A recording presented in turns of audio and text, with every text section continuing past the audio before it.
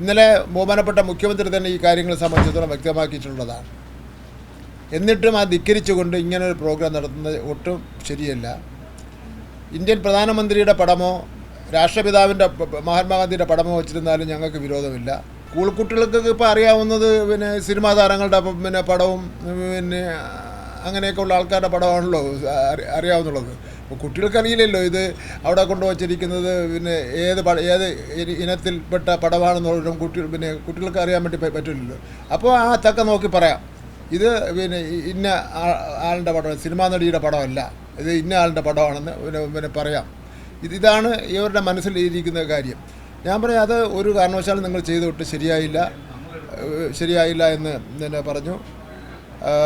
പറഞ്ഞ ശേഷം ഞാൻ പറഞ്ഞു, എനിക്കൊരു കാര്യം കൂടെ സൂചിപ്പിക്കാനുണ്ട്.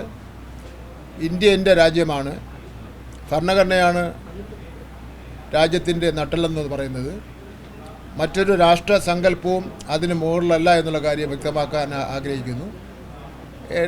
അവാർഡിന് അർഹമായിട്ട് എല്ലാ കുട്ടികൾക്കും നന്ദി രേഖപ്പെടുത്തുന്നു, അഭിവാദ്യം ചെയ്യുന്നു. ഈ ഗവർണറുടെ ഈ തരംതാണ നടപടിയിൽ പ്രതിഷേധിച്ചുകൊണ്ട് ഞാൻ വാക്കൗട്ട് നടത്തുന്നു, ഇറങ്ങിപ്പോവുകയാണ്.